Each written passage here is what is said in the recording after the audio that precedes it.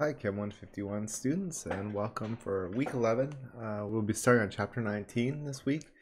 Chapter 19 is a big and difficult chapter. So we'll be splitting it up into 2 weeks. I'll be starting this week by talking about buffers at the beginning, and then I'll go into kind of the general concept behind titrations and what titration curves look like. So you've gotten in some experience with the lab last week and the week before, depending on your group, of what a titration curves looks like, and what happens to the pH as you're mixing acids and bases. And what we'll be calculating as we go forward is what is the pH at various points in the titration. And these are some pretty long and involved calculations, and so I'll be kind of splitting up my discussion of the calculations. I'll go through a very detailed workup of a calculation for my third lecture this week for weak acid strong base titration, and then for the first lecture of next week will be a very long example, or a complete example, of a titration that is weak base strong acid. And then next week will also be solubility equilibria. So let's start to talk about buffers. The first lecture here will be about buffers. So before we go into buffers themselves, just a reminder here of neutralization.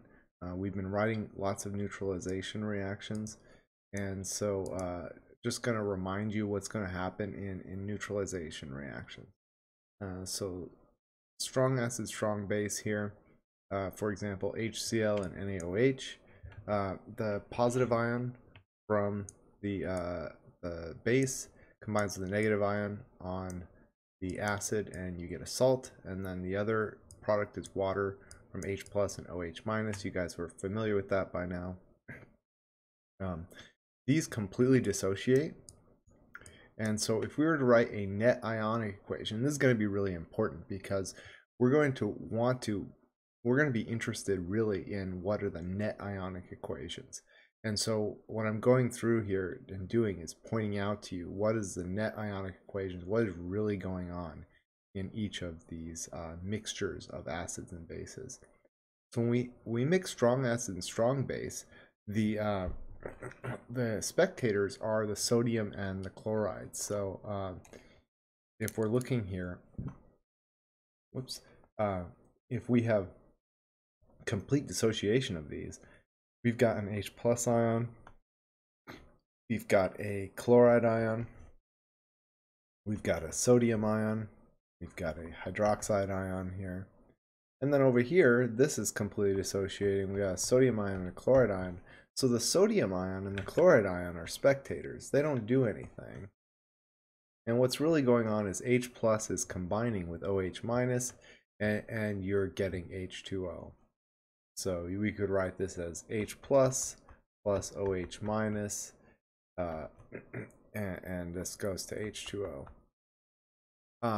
But really, the real equilibrium that's involved here is just the self-ionization of water. And so we could write this as H3O plus and OH minus in equilibrium with water. Remember, H plus and H3O plus are kind of like two ways of writing the same thing. And here the pH will be 7. We'll just have basically, we have an exact stoichiometric amount of H plus and OH minus. Those will neutralize each other to make water, and we'll have pH 7 solution. But it's different if we have a weak acid or a weak base involved in this. So let's take a look at another reaction here. So this is a reaction that you did in lab as well. This is acetic acid. Here's the acidic proton and sodium hydroxide, and those make water and sodium acetate. And so here, if we were to write these, now remember, this is a weak acid here, so this is only going to be partially dissociated. So really what's fully dissociated is the sodium here. the sodium hydroxide is fully dissociated. So sodium +1, hydroxide -1 ions, and the sodium acetate is fully dissociated. So sodium +1 ions and acetate ions. So the spectator here is really just the sodium ion, because there's going to still be some protons attached to the acetate ion in the weak acid, acetic acid. So it's not appropriate in a net ionic equation to write these as completely separate, because they don't 100% dissociate.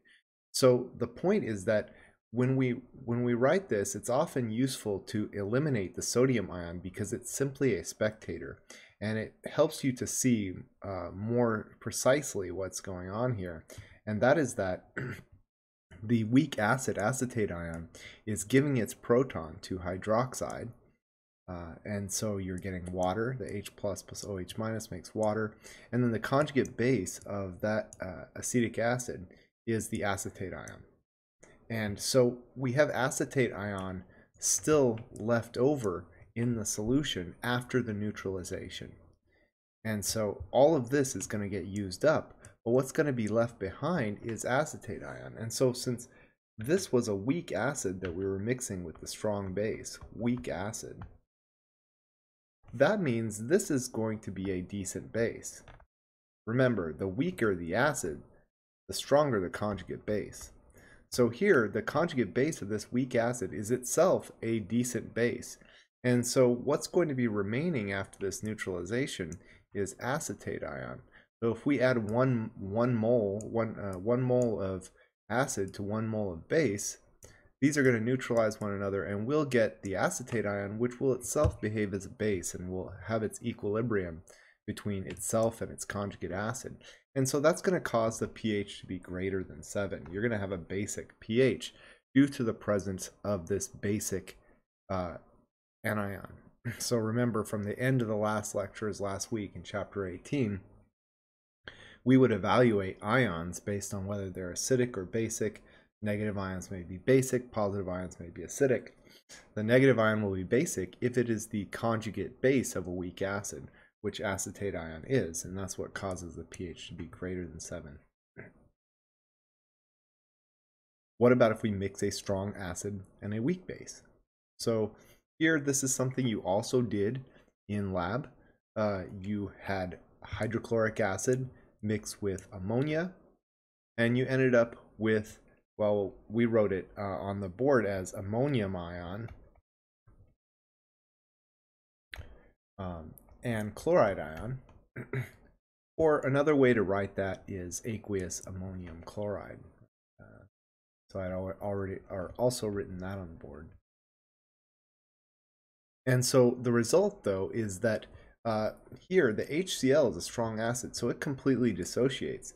So we could also write its ions as completely dissociated, H plus and Cl minus. And the spectator here is the chloride ion.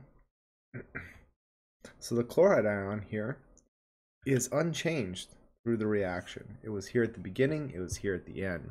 What really happened was the H plus attached itself to the ammonia and made ammonium ion, but ammonia is a weak base.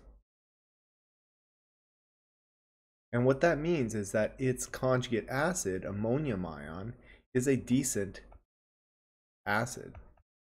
And so we're going to have these acidic ammonium ions in the solution here.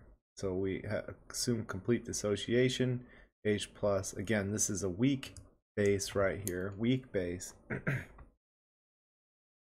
weak base. And so that makes the ammonium ion a decent acid. So what we've done here is we've gotten rid of the chloride spectator, and we have written H plus as H3O plus, which is just another way of writing H plus, as we mentioned before.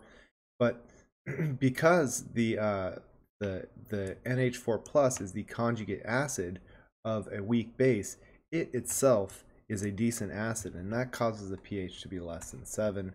We get an acidic solution from this mixture of equal molar amounts of strong acid and weak base. And so this is going to be really important to us as we move through this chapter. Generally, the equilibrium parts of the problem is pretty easy, and that will continue to be the case. The hard part is making sure that you write down an equation that actually represents what's going on in the solution. And so that's what I'm going to be helping you with along the way.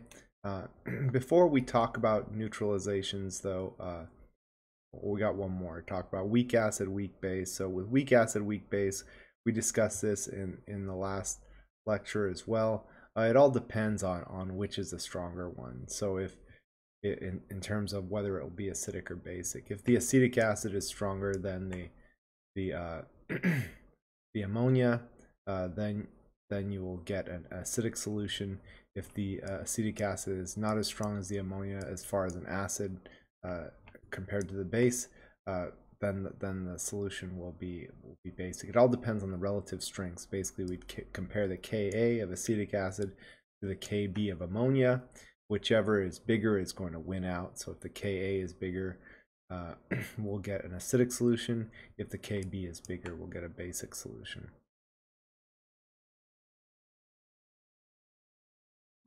So what happens here is that in any situation where we get a mixture or we get some kind of like weak basic ion here, we end up with a mixture of this. For example, in this case, the weak acid, acetic acid, and its conjugate base. And when you have a mixture of a weak acid and a conjugate base, this results in what we had referred to in chapter 17 as the Common-lon Effect. So for example, if you have this weak acid, acetic acid, in pure water, it will dissociate to a certain extent and make H+1 ions or H3O+ like this. However, if there is already some acetate ion in solution, it will not dissociate as much.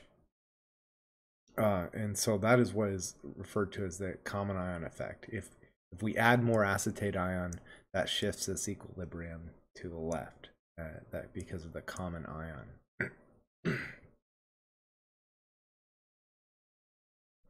And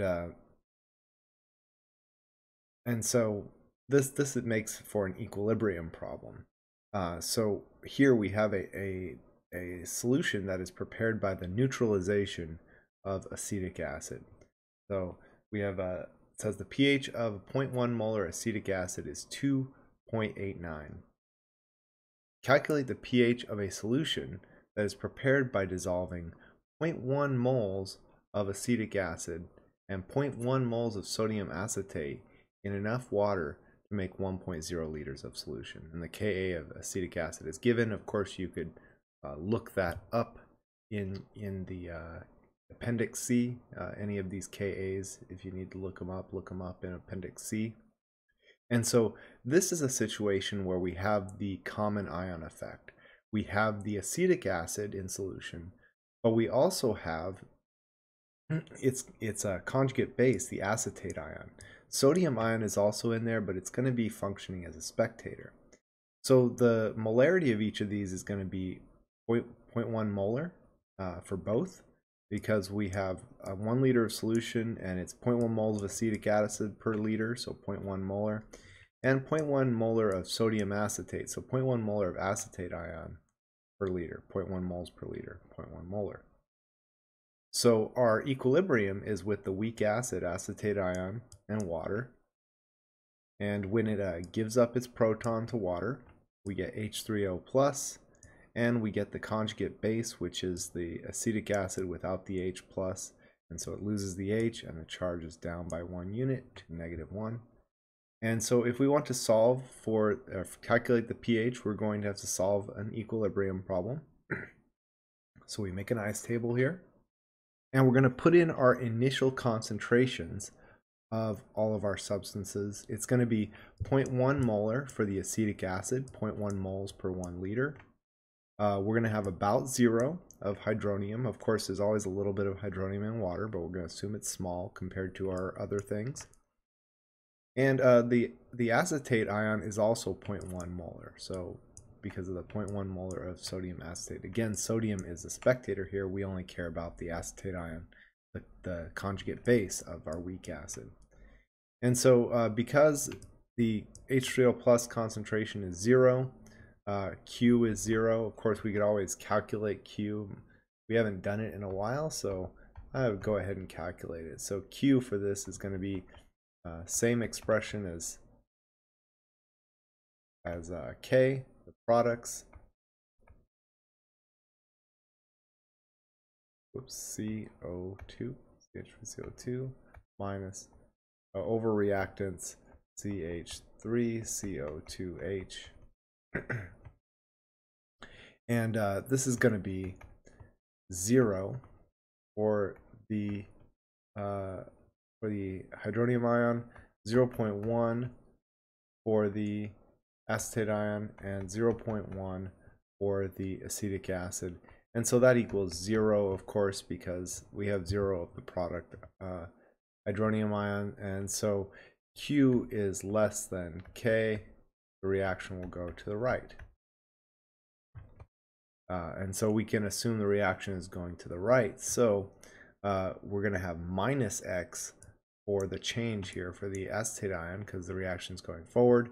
We'll have plus X for hydronium and plus X for acetate ion. And so our equilibrium amount for the acetic acid will be 0.1 minus X.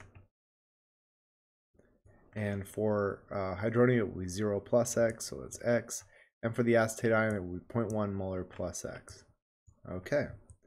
And so now that we've got our ice table all filled out, we can now plug this in to the Ka expression, which again, just like when we calculate the Q here, it's products over reactants.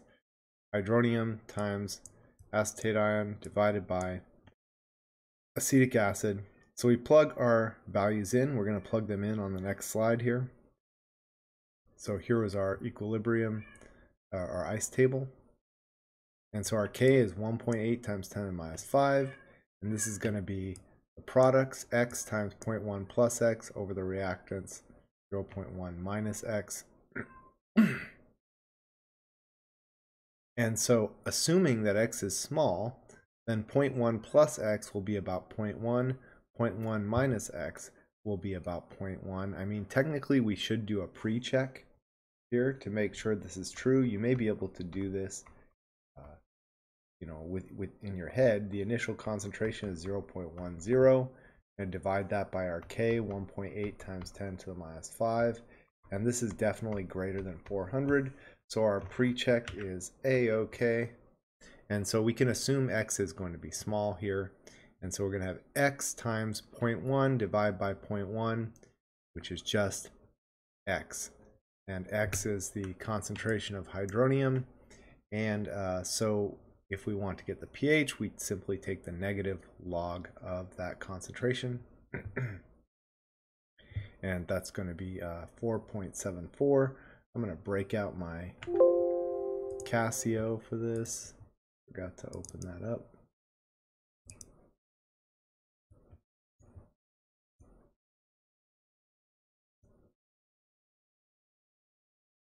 So it's pH is going to be, the negative log of hydronium concentration. So negative log of 1.8 times 10 to the minus 5 equals 4.74. And of course we write this to 2 after the decimal because the number we were taking the log of has 2 sig figs.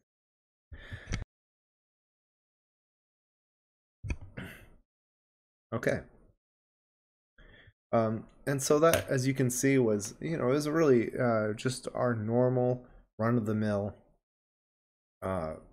equilibrium problem where we were able to use the simplifying assumption.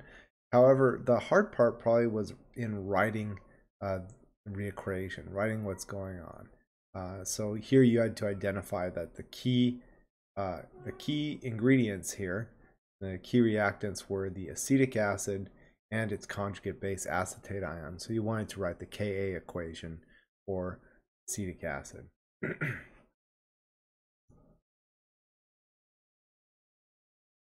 Now, notice there is a difference in pH, and that's kind of the point of this problem in the end.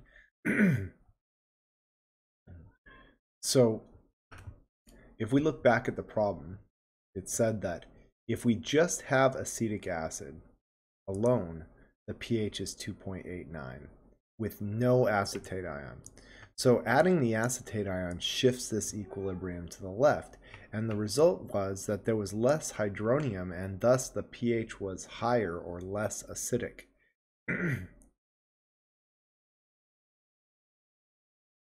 pH 4.74 due to that common ion effect. So the addition of the acetate ion to the solution here caused this equilibrium to shift to the left, and the pH was higher. Went from pH was for the pure acid it was 2.89 as we saw in the problem, and you could have calculated that too using chapter 8. Chapter 8 I think we did, in fact, in the previous chapter, the chapter 8 material. But for the with the acetate ion, the pH was 4.74. And this is due to that common ion effect. And it's just the shifts the equilibrium to the left. There's less hydronium, so the pH is higher. It is not as acidic.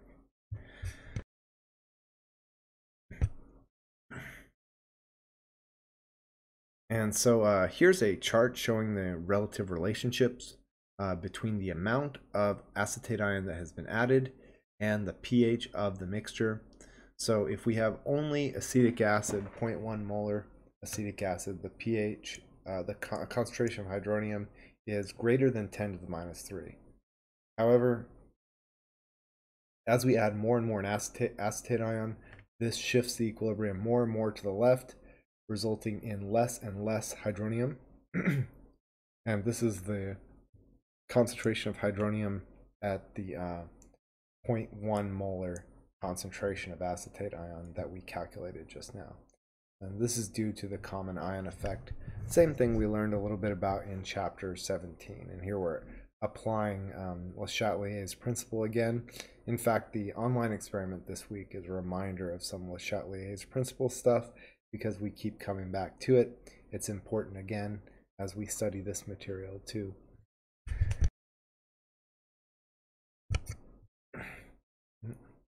And here's an example of that with a indicator, acid-base indicator, that changes color in the range 4.4 to 3.2. This is methyl orange indicator. And so when we have the pure acetic acid, the pH is 2.89. So the methyl orange indicator is this like purplish reddish color. But if we add in some acetate ion, as we had before, 0.1 molar acetate ion, pH was up to 4.74 as we calculated, which is on the basic end here for this acid-base indicator, methyl orange, and so it's more yellow.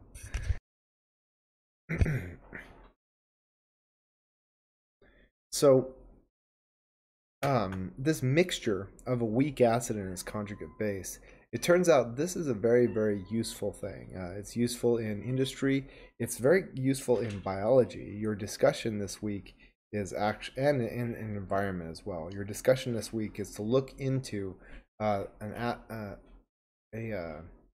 mixture of carbonic acid and bicarbonate ion that forms a buffer in living systems and controls the pH of natural waters.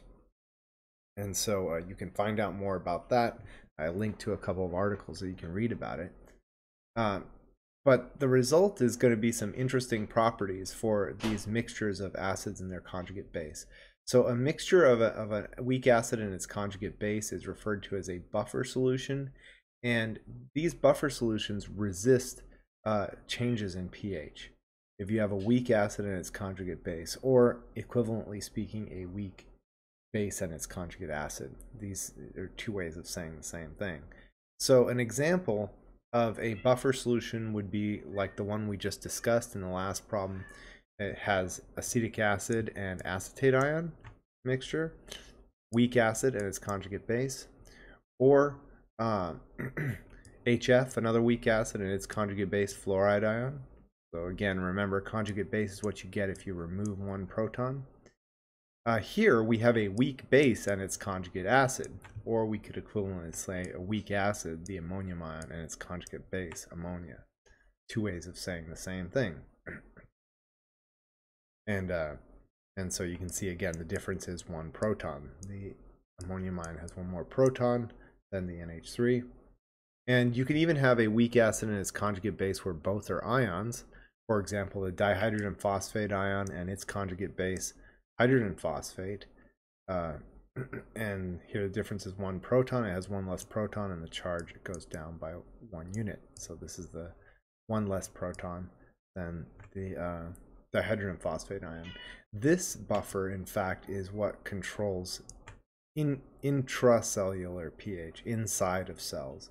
Outside of cells, the pH is controlled by the bicarbonate buffer.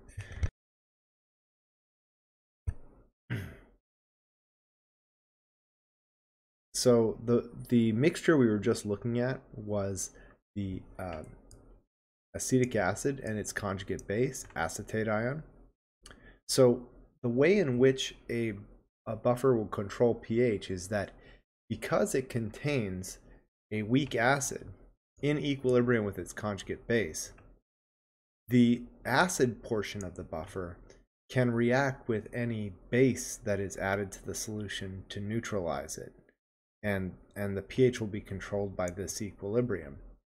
Likewise, if acid is added to the buffer solution, the conjugate base here can react with the any added acid and neutralize that. So either way, whether base is added or whether acid is added, either one of these can be neutralized by the acidic and basic components of the buffer, and thus minimize the change in the pH. So again, another note here, and by the way, there should be a 2 right here. By the way, yeah, obviously you can't go run and buy a bottle of acetate ions or any kind of ions. It's going to come as a part of a neutral ionic compound such as sodium acetate. However, the sodium ion is just a spectator. So let's say we add hydroxide to the buffer. We add base to the buffer. So in order to write the correct reaction for this kind of, the correct equation for this kind of reaction, you need to pick the part of the buffer that's going to react with the hydroxide. It's not going to be the base part. Base is not going to react with base. It's going to be the acid part that reacts with the base. So the reaction we're going to write is to have the acid as a reactant along with the hydroxide. So the acid's going to react with the hydroxide. And so then the acid's going to give up its proton to the hydroxide. And we're going to get the product water. So we got one more H, and the charge goes up by 1, H2O. And then we'll get the conjugate base. And so once this loses a proton, its charge loses the H, and the charge goes down by 1 unit. And when we add this hydroxide, this strong base, we can assume 100% reaction. And that's going to be one of our big assumptions as we do all of the problems in this chapter, that the reaction of strong acids and bases is 100%. And so we make that assumption, and then we will later do an equilibrium calculation to correct that assumption. But it's always safe to assume, and it's important to the process of doing these problems, is that we assume that any strong acid or base that is added is assumed to react 100% until it's all gone. After we assume that, then we'll have a certain amount of acid and conjugate base, and we can do an equilibrium calculation to determine how much of each will really exist in the solution. Likewise, if we add hydronium or acid to a solution, the hard part of figuring out how to write something like this is to write, or how to figure out a problem related to this, is to write an equation that represents the reaction that's actually happening in the water. We have to identify that this is acid, hydronium, so this is not going to react with the acid part of the buffer, it's going to react with the base part of the buffer. And so we're going to write a base as a reactant right here, and the acid. And so since this is the base, it's going to be accepting the proton from the hydronium. And so now the hydronium will lose a proton, it will make 2 hydrogens. Charge goes down by 1 unit from +1 to 0, that's water. And then we will recover here the acetic acid, H+, will attach here, we'll have 1 extra H, and the charge will go up by 1 unit from -1 up to 0.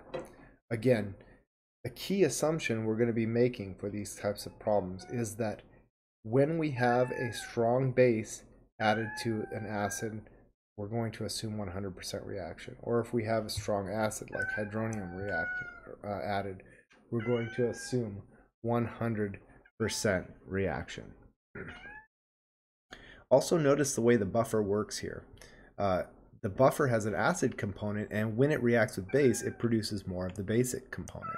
And so we still have some of both, and so those two will still be in equilibrium according to this equation up here. Likewise, if we add acid to the buffer, it's going to consume some of the conjugate base, but it will recover some of that acid. So again, the pH will be dictated by this equilibrium here. As long as neither of the acid nor the base are completely used up, this solution can continue to absorb added strong base or strong acid without the pH changing very much. So here's a diagram kind of showing that. Let's say we start with an original with a buffer solution that has equal amounts of the weak acid and its conjugate base. If we add some hydroxide, we'll consume some of the weak acid and create more of the conjugate base, but we'll still have significant amounts of both. And so the equilibrium between the weak acid and the conjugate base will control the pH. Likewise, if we add some strong acid to the buffer, we'll convert some of the conjugate base to a weak acid because it will accept the proton. However, as long as we have significant amounts of both the weak acid and the conjugate base remaining, the pH will be decided by the equilibrium between the weak acid and the conjugate base, and the pH will not change very much in either case. So here's an example showing that in pictures. So we have 1 liter of 1.8 times 10 minus 5 molar HCl. And if we, so HCl is a strong acid.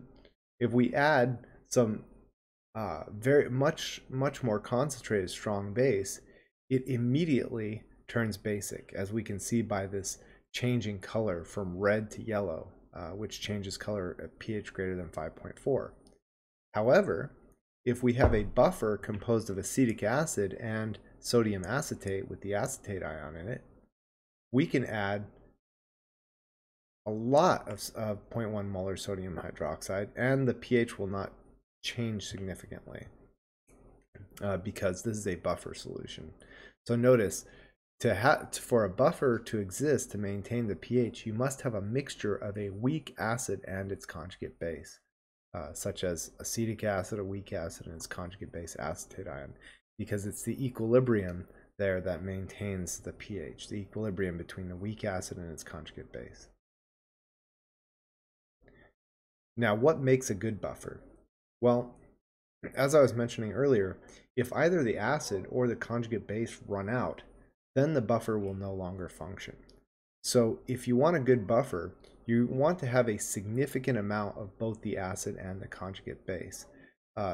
So the buffer capacity is a term that describes how much strong acid or strong base the buffer can absorb while still maintaining a relatively stable pH. The greater the concentrations of the acid and the conjugate base, the greater the buffer capacity is, because again, if either one of those run out or comes close to running out, the pH will begin to rapidly change. Also, the concentration should be almost the same. Ideally, a good buffer will have large concentrations of the weak acid and its conjugate base and approximately the same concentrations. That way, if the buffer can absorb added base because it will react with the significant amount of acid component, or it can absorb a lot of added acid because the base component can react with the added acid. So you want significant amounts of both, ideally about the same amount, so that you could absorb either acid or base about equally. Now, when we're calculating the pH of a buffer, there is going to be a shortcut equation. And when I'm doing the lecture, I'm going to show you both the use of the shortcut and doing the problem without the shortcut, just for the sake of instruction. But this Henderson-Hasselbalch equation that I'm about to develop here can be used can be used in any of these buffer problems, basically. And so you won't have to do it the old slow way.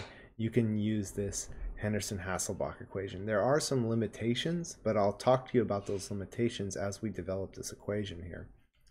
So let's say we would like to calculate the pH of a buffer composed of a weak acid and its conjugate base, like this one here. And so we're just going to do this generally. We'll call the weak acid acid. We'll call the conjugate base base here. And these are in equilibrium with one another. So the Ka for this equation that we've shown here, which is the acid behaving like an acid and donating a proton here to water, is the hydronium concentration product times the conjugate base product divided by the acid. So just same old Ka.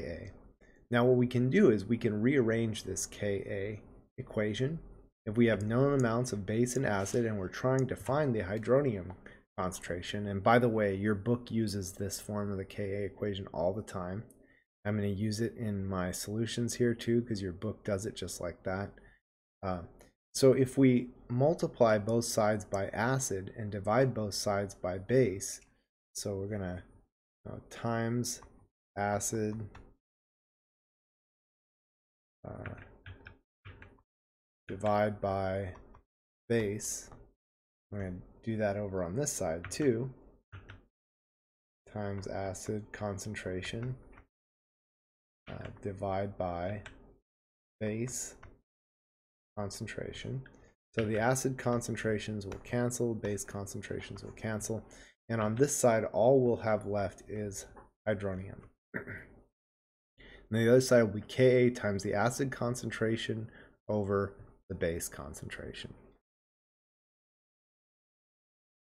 Now, you can use this equation anytime you want. I did put I here too, and this is indicating that if the simplifying assumption holds in your problem, like it did for our last problem, the initial concentration of acid will be the same as the equilibrium concentration of the acid, and the base concentration will be the same as the initial base concentration. So for the purposes of this derivation that I'm about to use, we're going to assume that the acid concentration at equilibrium is the same as the initial concentration of acid, and same for the base.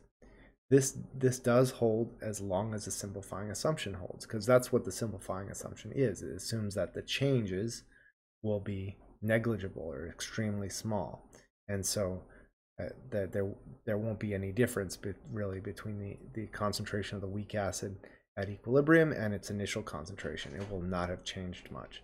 Same for the base. So, working from this equation, what we can do is we can take the negative log of both sides of this equation. So if we take the negative log of this right here, we get negative log of H3O plus, and then we have negative log of K minus log of acid over base. And so we took the negative log of Ka and we took the negative log of base, And remember, so the rule I'm using here is, and let me kind of fill in the step that I skipped a little bit. We had negative log of Ka times concentration acid over concentration base, right? We took the negative log of the whole thing. And so remember, if you have a log of two things multiplied inside the log, that is the same as adding the two separate logs, which is what we did here. We did negative log Ka plus negative log acid over base. We added the two separate logs. So that gives us this equation. Now, negative log of H3O plus, we know what that's called. This is called pH, right? And negative log Ka, that has a name too. That's called pKa. Now, one more log rule we're going to use here. One more log rule is that if you have a coefficient in the front of a log, that's the same thing as putting it as an exponent inside the log.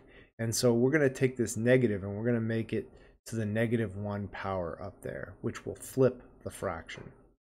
So now we have a plus here, because here what we had was plus log of acid over base to the -1 power, because we took the -1 times log here and we put it up in the exponent, and so we flipped the base over the acid. And this gives us the Henderson-Hasselbalch equation. pH equals pKa plus log base over acid. And this is an awesome equation because it allows you to simply plug in initial concentration of the base and initial concentration of the acid, and the Ka, pKa, take the negative log of the Ka, and you can get the pH straight away without an ice table or without much fuss at all. But very important is that the Henderson-Hasselbalch equation only applies when the simplifying assumption holds, because otherwise, if it doesn't, the base concentration, the acid concentration at equilibrium will not be the same as the initial concentration, so we can't simply plug those in. But assuming that the simplifying assumption does hold, and we can always do a pre-check to figure out if it does hold, we can simply get the pH straight away in one equation using the Henderson-Hasselbalch equation. It's pretty awesome. Now what I'm going to do here is show you a series of 3 related examples to show you how you will calculate the pH of a buffer. And I will show you each one in the long form way, and then at the end I will show you how you would do it if you simply plugged into the Henderson-Hasselbalch. After I'm done with this, whenever I have a buffer situation though, I'm going to simply go straight to the Henderson-Hasselbalch because it is pretty handy. But let's go through the long way so that we understand why we can use the Henderson-Hasselbalch equation for each of these. So it's going to be calculate the pH of a buffer solution, which is going to have, a point here we have 0.5 molar of acetic acid, which has been written a slightly different way here, and 0.5 molar sodium acetate. And then we add 0.2 moles of sodium hydroxide. So add some base, and then what's the pH? And we'll add some acid to the original buffer and say what's the pH. Remember, Ka is for acetic acid is 1.8 times 10⁻⁵, and we're going to assume that the small amount of acid or base that we're adding does not change the volume. If it did change the volume, we'd have to recalculate the concentrations of everything. And that's something we will have to do later. But for now, I'm just focusing on the buffer part. And so we can calculate the initial concentrations, and then we can do an ice table and solve for the hydronium concentration and get the pH. Or we can use the Henderson-Hasselbalch. I'm going to show you both. Okay, so first part, pH of a buffer solution consisting of 0.5 molar acetic acid and 0.5 molar sodium acetate. So we're going to write the equation for the equilibrium between the acid and its conjugate base. And so here's the equation. Same as before, acetic acid and water. Acetic acid gives a proton to water, leaves the acetate ion behind, and we have H3O+. So our initial concentrations here are 0.5 molar for the acetic acid, 0.5 molar for the acetate ion, and about 0 for hydronium. Again, Q is 0 here, so the reaction has to go to the right. It can't go backwards because there's no hydronium. So our change is going to be minus X plus X plus X. So our equilibrium here will be 0.5 minus X, 0.5 plus X, and X. All right, so now we're going to plug in to our, or we should do a pre-check, yeah, just to now. Initial concentration divided by the Ka, is that greater than 400? Yes, it is. Okay, since K is small, we assume that X is small, so 0.5 minus X is about 0.5, 0.5 plus X is about 0.5. So we could use the Henderson-Hasselbalch equation here if we wanted to. So now remember from before, I'm just going to go back. I want to point out to you, your book regularly uses this already solved equation. So remember, we got this from the Ka. I'm just going to show you from where we developed it earlier. So yeah, it's from right here. So we already solved for this. So if we have a, this is the general equation for the Ka. The H3O plus will be the Ka times the acid over the base. And so we're just plugging this right in here. It's the same Ka equation. And your book likes to use that as a shortcut all the time. So we have the hydronium concentration is the Ka times the acid over the base. And we're going to plug everything in now. So we're going to plug in 0.5 for the acid concentration. 0.5 minus X is about 0.5. We're going to plug in 0.5 for the base concentration because 0.5 plus X is about 0.5. And so 0.5 over 0.5 is 1. So the hydronium concentration is 1.8 times 10 to the minus 5 molar. Get the pH. We take the negative log of that, and we did that earlier. It was 4.74. Okay, so we can do it that way. And in a sense, like when you just solve it for solve the Ka equation for H3O plus, you're almost doing the Henderson-Hasselbalch equation, right? But it doesn't get you straight to the pH. You still have one more step. So it's just super convenient to use the Henderson-Hasselbalch equation. We should check our assumption is correct. We usually do a post check. So remember, to do a post check, we take the X that we got, we divide it by the initial concentration, and multiply by 100 to turn into a percentage. And so we can calculate that here. 1.8 E minus 5 divided by 0.5 equals, oh yeah, and times 100 to make it a percent equals, and we get 3.6 times 10 to the minus 3%. Super small, way less than 5.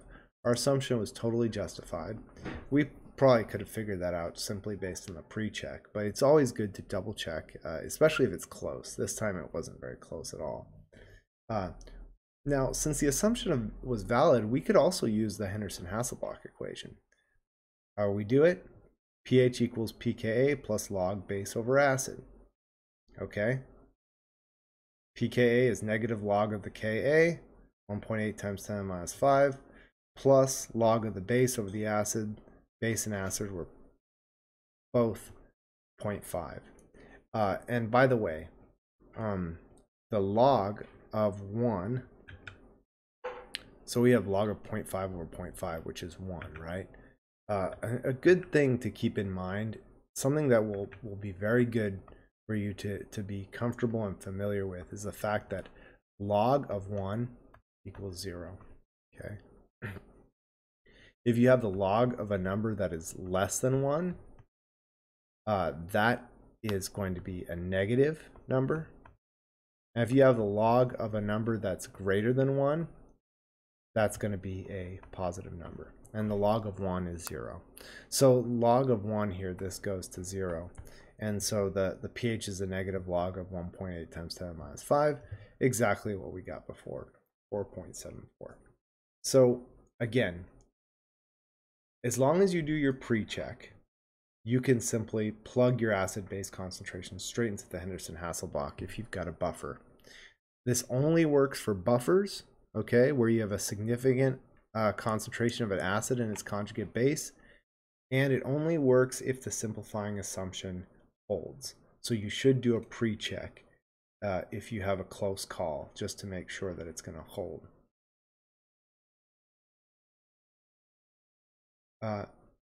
So now the next part is, what is going to be the pH if we add base into this buffer? Okay.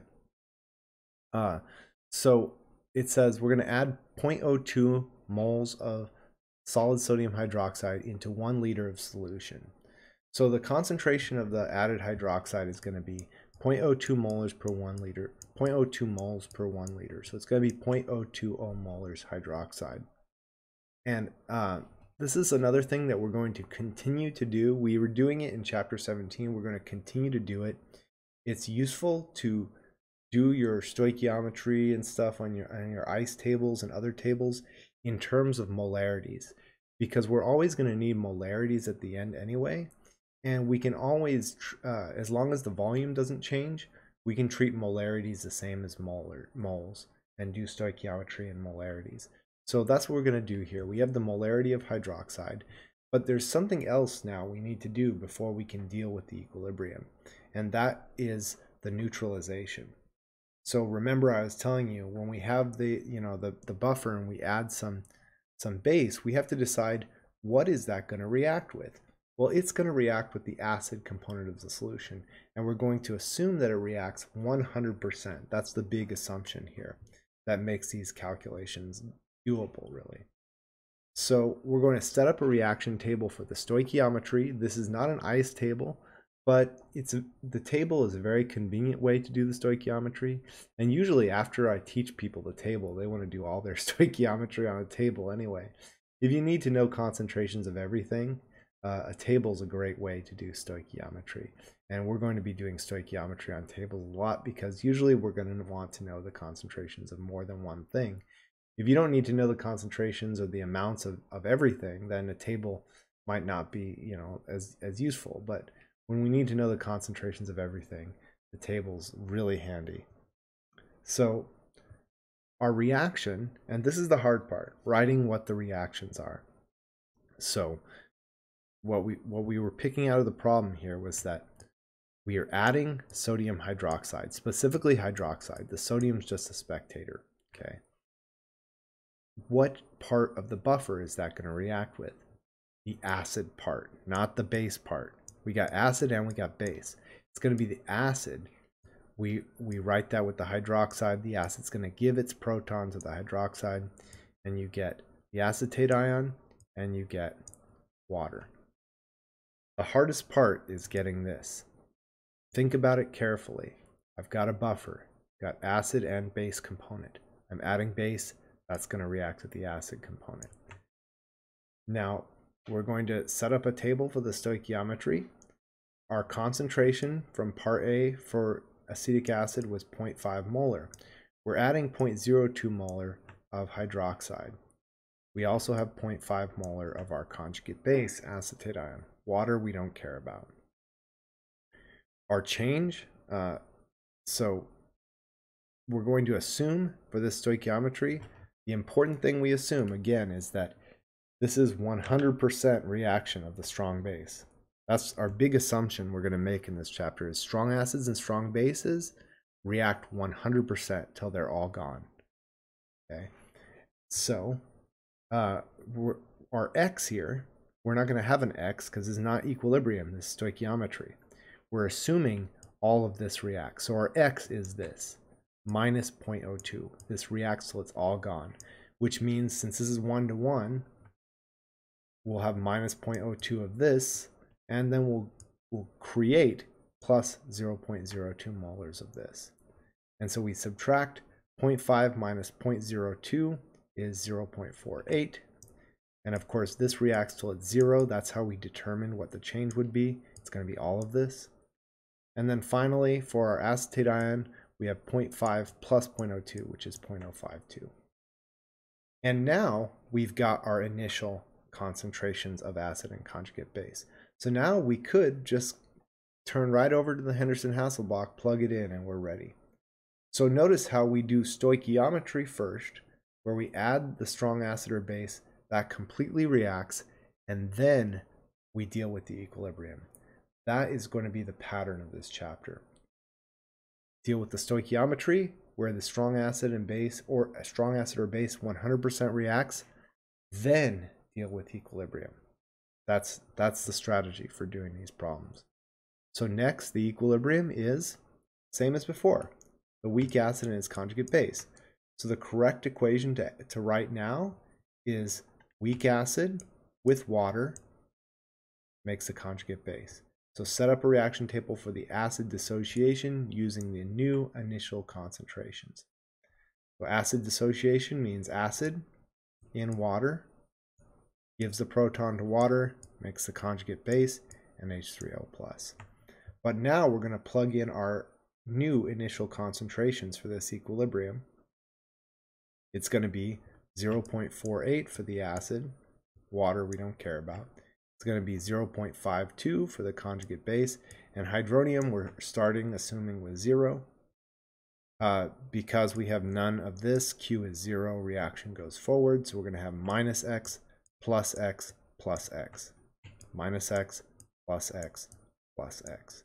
So then our equilibrium concentrations here will be 0.48 minus X, 0.52 plus X, X. Notice the difference between these two things we're doing. This is not an ICE table. This is a start, change, and end of stoichiometry table. The point of the stoichiometry is to 100% react away the strong base. The next one is the weak acid equilibrium. Weak acid plus water makes its conjugate base in hydronium. That's the equilibrium. Now we're going to solve the equilibrium problem. Our equilibrium acetate concentration will be 0.52 plus X. For the acid, it will be 0.48 minus X. We're going to assume that X is small. We already did we did a pre-check for the last one. It's going to be the same thing. These initial concentrations are way larger than the Ka. So our simplifying assumption is going to hold, which means 0.48 minus X is about 0.48, so that's the concentration of the acid. 0.52 plus X is about the concentration of 0.52 here. We're going to use that same shortcut version of the Ka. So Ka is the acid over the base. And it's 1 point, that's the Ka. Then the acid concentration, 0.48. Base concentration, 0.52. And now we're going to calculate 1.8 E minus 5 times 0.48 divide by 0.52 equals, and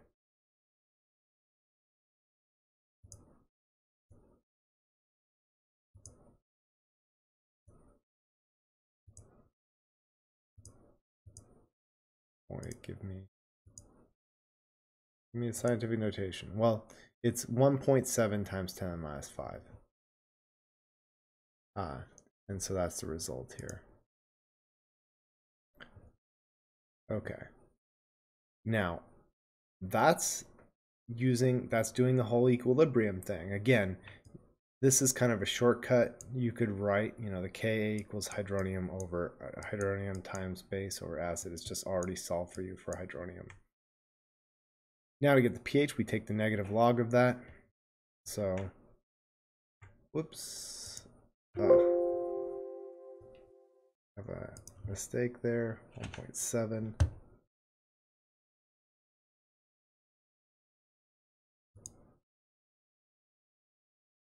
Okay, so we take the negative log of the hydronium concentration. So negative log 1.7 times 10 to the minus 5 equals 4.77. Remember to write it 2 after the decimal because we were taking the log of a number with 2 sig figs. Now we can do all of that, or we can do the first step. Now, whoops, we have to do this step because we have to get these concentrations. But once we get these concentrations, we could just plug those straight into the Henderson-Hasselbalch. So if we do that, we get pH equals pKa plus log base over acid. Okay, so that's minus log of the Ka, 1.8 times 10 to the minus 5, plus log the base, 0.4, the base, whoops, man, I have these flipped. 0.52 divided by 0.48. Base over acid, not acid over base. Okay, so pKa minus log of the Ka plus the log of the base, which is the acetate ion concentration, over the acid. If you ever forget which goes on top, which goes on the bottom, I had a professor always say, you always put your salt on top of your potatoes. You don't put a plate of salt and then put the potatoes on top. Put the salt on top of the potatoes. What he means is put the ion on top, the conjugate base on top, and then put the neutral acid on the bottom. One way to remember that. Okay, and so let's do that now. We got negative log 1.8 e minus 5 plus log of 0.52 divide 0.48 equals, we get 4.78, a little off because I did it all in one shot without any rounding, but same thing. It can wiggle a little bit on the last sig fig. So it's essentially the same thing, 4.77. So again, pick your poison, right? You want to, once you've got the first stoichiometry step down and you've got these initial concentrations, you could just simply plug it into the Henderson-Hasselbalch. That's what I'm going to start doing real soon. Okay, last problem. What is the concentration after you add 0.020 molars of HCl to 1 liter of the buffer in solution A? So now we're adding acid to the buffer. So it's going to be, the concentration of the acid is 0.02 moles per 1 liter of solution. So 0.02 molar of the acid. Okay.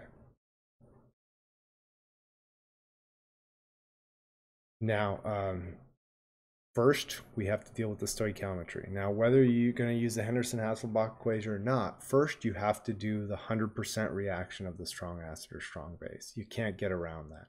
But we can use a table for the stoichiometry. It's not so bad. We've got the concentration of the hydronium. We're going to plug in everything. So this time, again, the hard part is writing the equation before I show you it.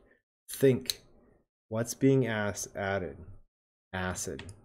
So what part of the buffer is going to react with the acid? The base part, the conjugate base. So it's going to be conjugate base plus H plus or hydronium.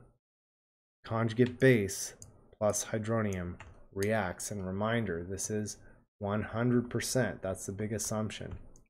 And so then the H plus is going to be given up by the hydronium. It's going to go over to the conjugate base, so you're going to recover the acid, acetic acid, and then what's remaining of hydronium is water. Okay. And so our initial concentrations were 0.5 molar for the base, 0.5 molar for the acid, same buffer as part A, but this time we added acid, 0.02 molar is the concentration. Now, again, the assumption is 100% reaction, that the strong acid is going to react till it's all gone. So our X here is going to be 0.02.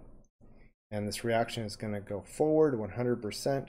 So we're going to have minus 0.02, minus 0.02, plus 0.02. And that's so that all of this will react till it's gone. So we've got none of this left. Our amount remaining for acetate ion is 0.5 minus 0.02, that's 0.48. Our amount remaining for the acid is 0.5 plus 0.02, that's 0.52 now. Now we have the initial concentrations that we could either do an ice table with or plug straight into the Henderson-Hasselbalch equation. So again, what's the equilibrium we're concerned with? We're concerned with the acid equilibrium for our weak acid. So that's the equation we're going to write. The weak acid, so we want the reaction table for the acid dissociation. Weak acid plus water gives us protons, same as before, acetate ion and hydronium. Our initial concentrations are what we got from the stoichiometry step there. 0.52 for the acid, water we don't care about, 0.48 for the base, and about 0 for the hydronium ion. So for this equilibrium, Q is going to be 0 because we have no hydronium. The reaction is going to go forward.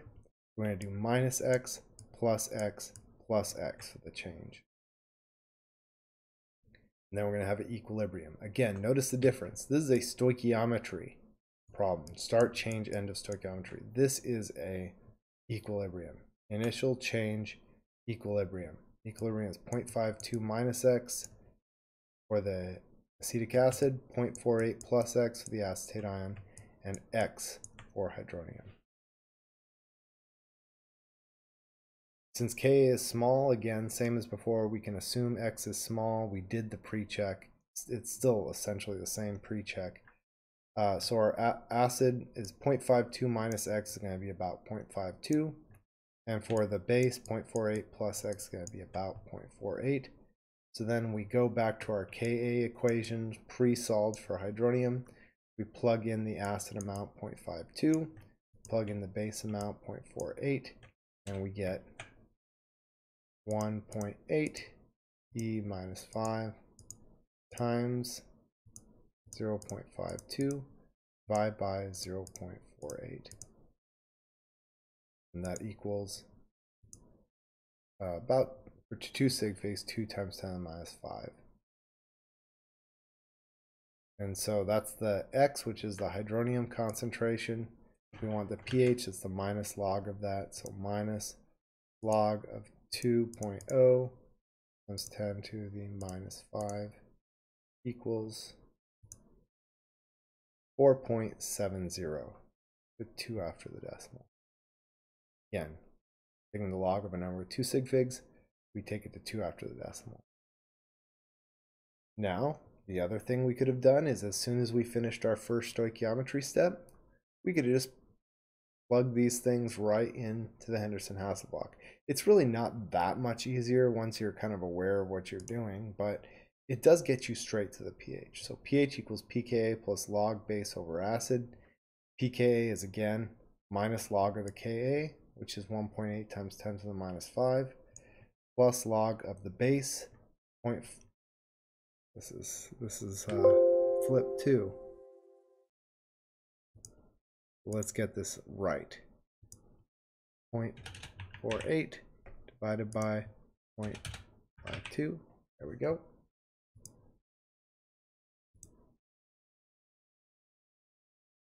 And now let's calculate.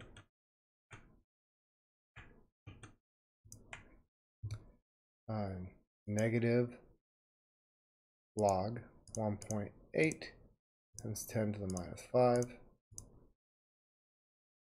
plus log 0.48 divided by 0.52 equals, and we get 4.71, essentially the same as 4.70.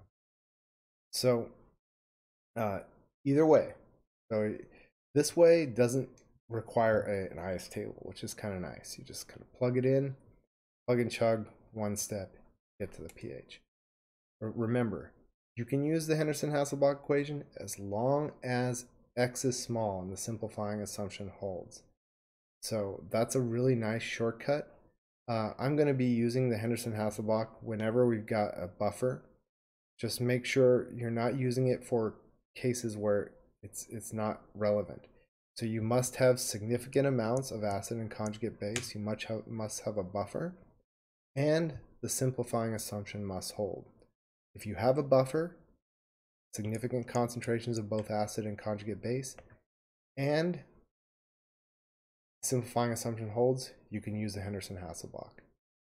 And it's a nice little shortcut, but don't use it when you're not supposed to. As long as you use it when you're supposed to, it'll save you lots of time. Starting in the next lecture, we're going to start to talk about the concepts behind pH titration curves. I'm not going to do a lot of calculations. Remember, what I've told you before continues to be true. The hard part isn't really the calculation, it's the setup and knowing what reaction is happening and writing the correct equation. So what we're going to discuss in the next lecture is how to make sure we do that before we even start with any calculations. I'll see you in the next.